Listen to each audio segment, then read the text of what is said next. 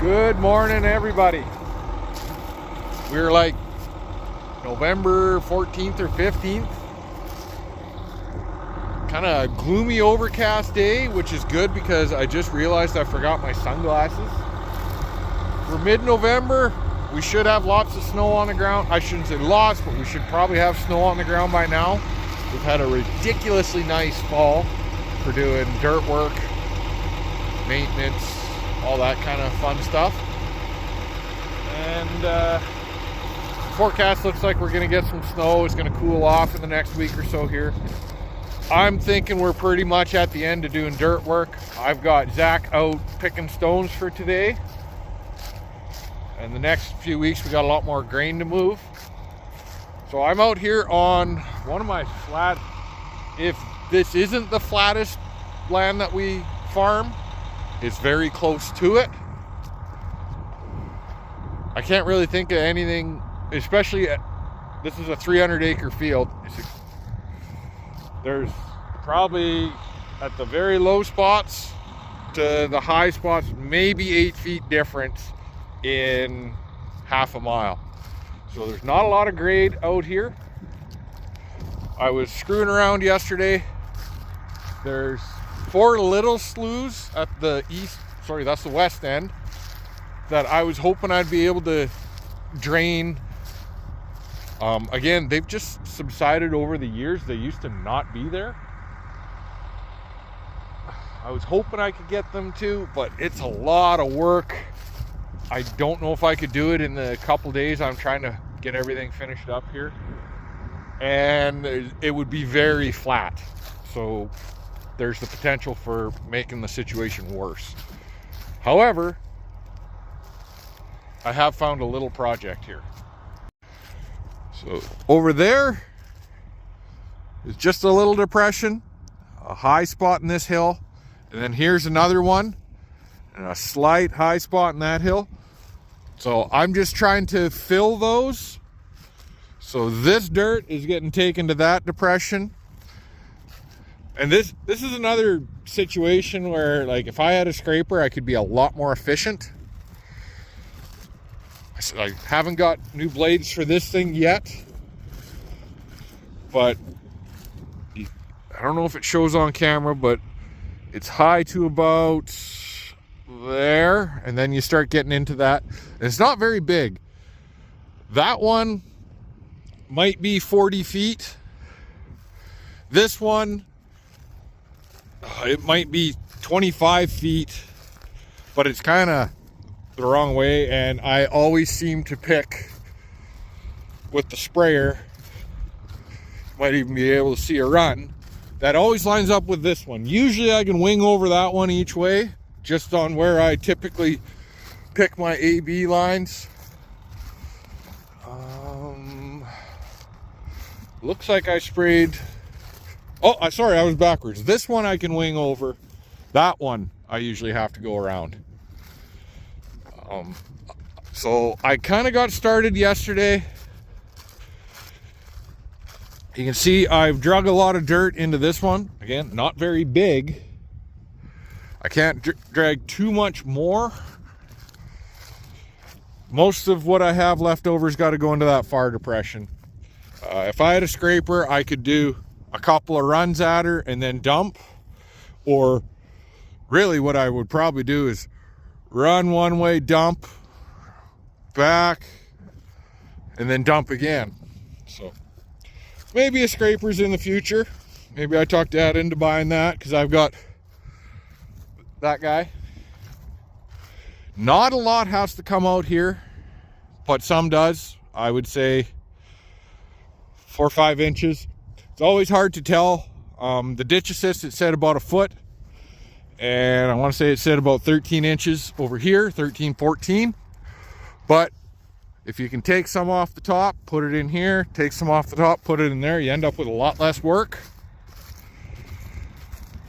My hand's starting to freeze.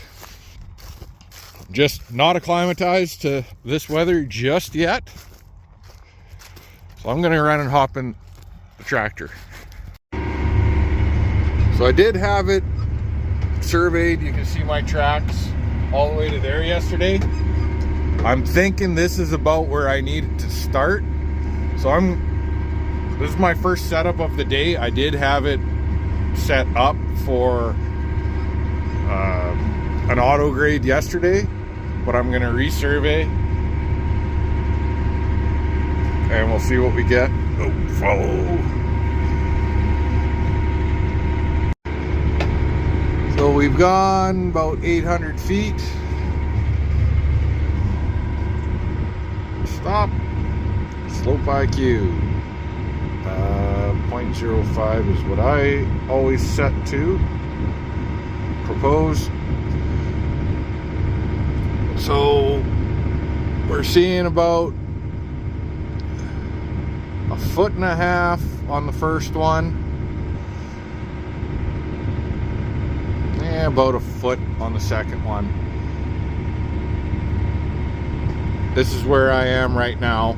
So kind of what I'm hoping to do is take this top and fill this gap so that we have a nice gradient here. This top and fill that gap, and it should be pretty good. So on my current elevation, 2065.707, which is where I am here. So I figure about that much to fill that much to fill that. And what we're gonna end up with is doing about 1 foot of cut there and probably a little more there. So I still got a lot of work to do. I'm gonna discard this because I don't want to use it yet. I'm just gonna take the tops off. I've been scratching around for a couple of hours. Like I said, moving some of this that way, moving a lot of that way. I thought I was close. I guess I am pretty close. If you look at the far end, it's almost perfect. Couple little wiggles that are, according to this, the worst is like 1.5 inches. So I'm not going to worry about those. But over at this end, that's this little corner here, we've got about 150 feet. That is, we'll call it 0.7 to, so 2062.7 to 2063. So we're 0.3, we're 4 inches low there, which is pretty close because I thought we had it by eye. So I'm just gonna scrape a little more. You can see I got lots on this end. I can scrape the top off and just fill. So I'm gonna propose that. I don't think I can customize that. You can start to just, yeah, you can adjust your grade. I'm not gonna do that one. Propose, apply. I'm gonna start the slope IQ, implement it, and I'm gonna nudge up about 3 inches. But first I gotta take a leak. Well, we got her pretty close. You can see right there, if I blow it up,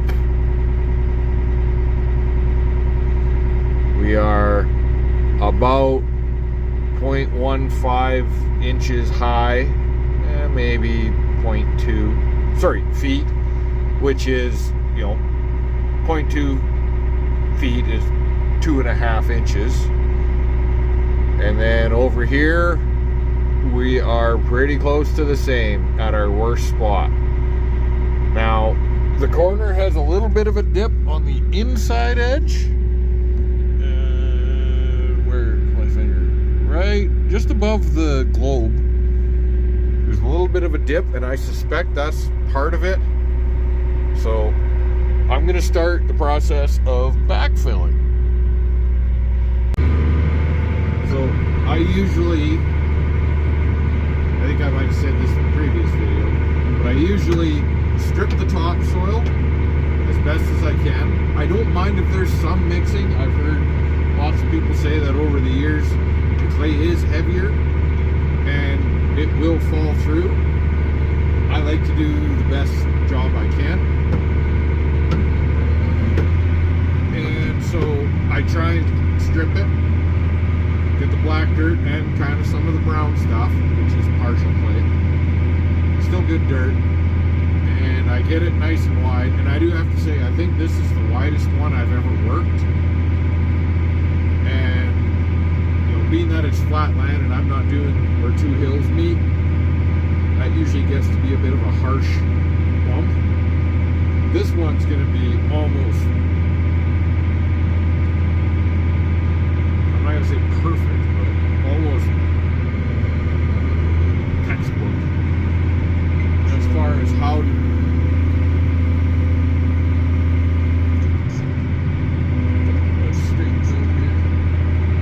how I want to do it.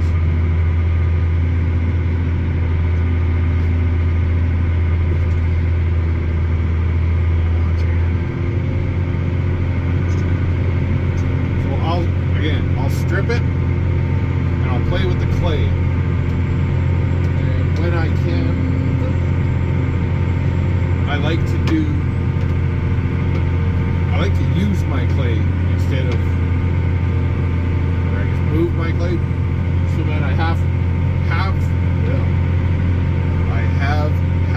of the work to do. Usually, if I can take the hilltop and put it in the low spots.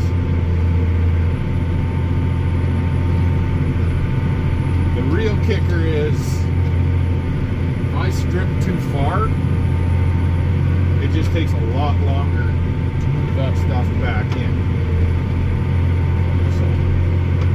This is only the second one where I've done two sloughs together, and then, ooh, this is getting rough,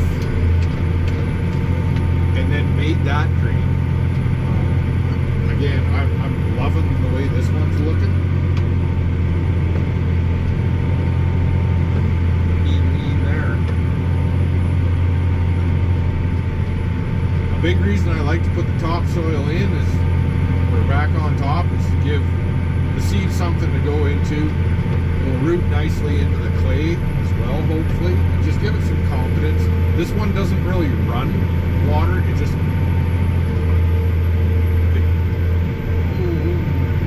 during the spring thaw, it's just kind of one of the areas that it slowly collects and feeds over to the water run.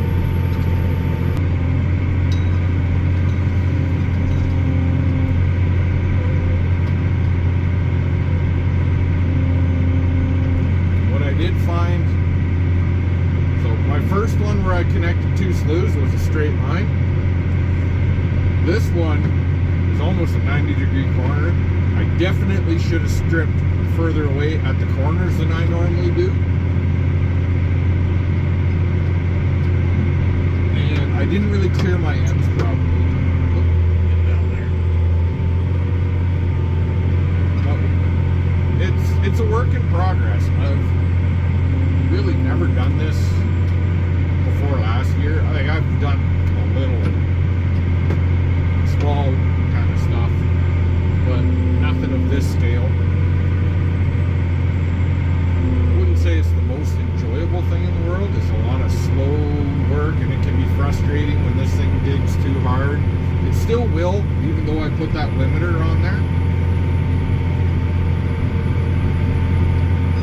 But it is satisfying to not have to go around sloughs.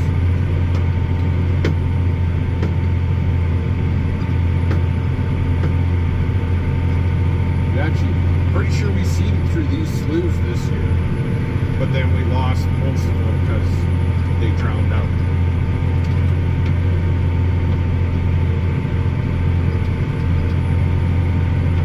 And right where these are my longest strips.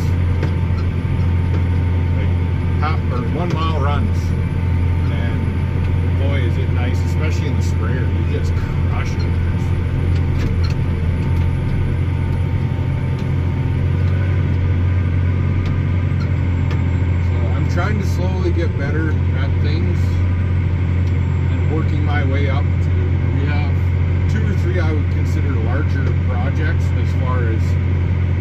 A needs to go into slough B. Slough C needs to go into the run, but you got to make sure A and B. So I've got a program. I'm pretty much decided I'm going to subscribe to. I guess it's a one-time subscription, and it's just one of those things where I can draw some stuff out in the winter on, because like I said, there's stuff over there on the other side that I wasted probably an hour and a half going around surveying different spots just to go, I can't make these drain. I need tile for this. Or it would be a big friggin' project to make it drain. And that's not what I'm into. I'm chasing the easy stuff right now. But there's some land that the water's backed up, mainly because of flooding, and you get all the debris going, it catches in the neighbor's fence, and then it dams up, and then that turns into dirt over the years. That just sucks, because you end up losing acres. So kind of just going around trying to restore some stuff. I also think that it is likely, and depending on what your farming techniques are, whether you're conventional tillage, zero till like we are, or strip till, or you do deep ripping, I don't know, but I do think compaction and soil settling has a big part to do with this, and why we're starting to see more of these sloughs that used to be 1 out of 10 years it would be a problem, to be in 7 out of 10 years.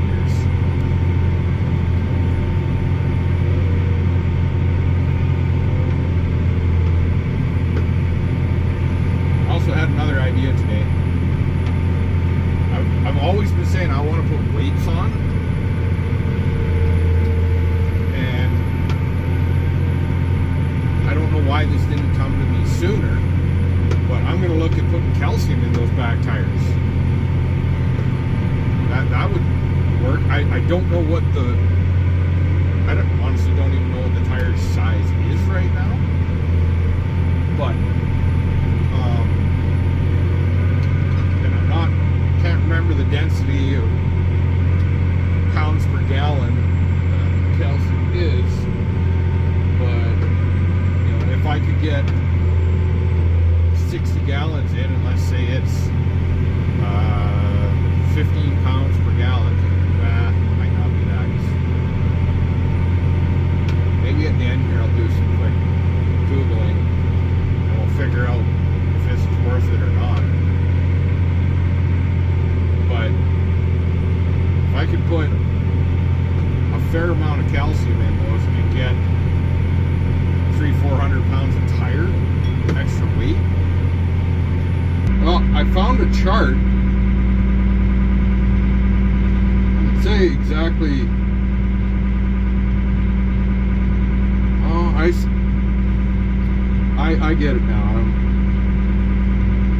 Something wasn't adding up just because it was telling me that the one column, there's a handful, was saying that calcium was, the actual poundage was less than the water. So if I do on this, my tires on there are 18.4-26. So to fill them 75% full would be 79 gallons. So if you fill that with just water alone, that's 660 pounds, which is pretty good per side. For 420 CACL.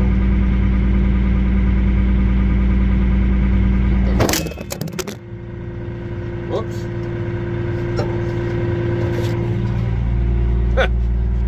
My bad. I'll get this prop back up here. A little bit of dirt on the windshield. Hang on. Alright, so before where things went sideways there. I'm not sure what it's trying to, where it says 3.5 pounds per 420 G, which I'm guessing is gallons, but that doesn't make sense. The other column says 5 pounds per 600 G. CaCl2. Anyways, my two options according to that's 75%. 18. So, like I said, 660 gallons if it or pounds if it was just water. At the 3.5 pound one, that's 800 pounds. And at the 5 pound one, that's 850 at 75% full. So I might have to talk to Corey and see what he charges for fluid.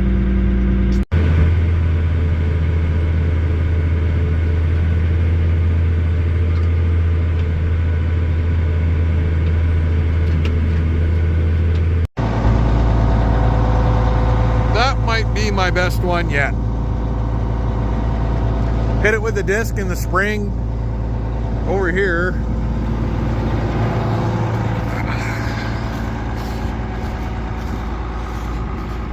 Just a little bit sharp right here, but it's just kind of the way I had to do it.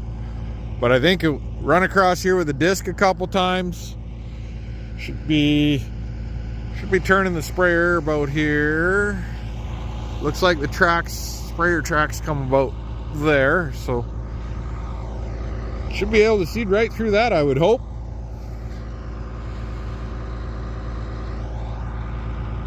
Yeah. Also, talked to Corey yesterday. He said 14 pounds per gallon. So I'm not sure if that chart is just lighter mixtures that I found, or it could be US versus imperial gallons too. Didn't think about that one.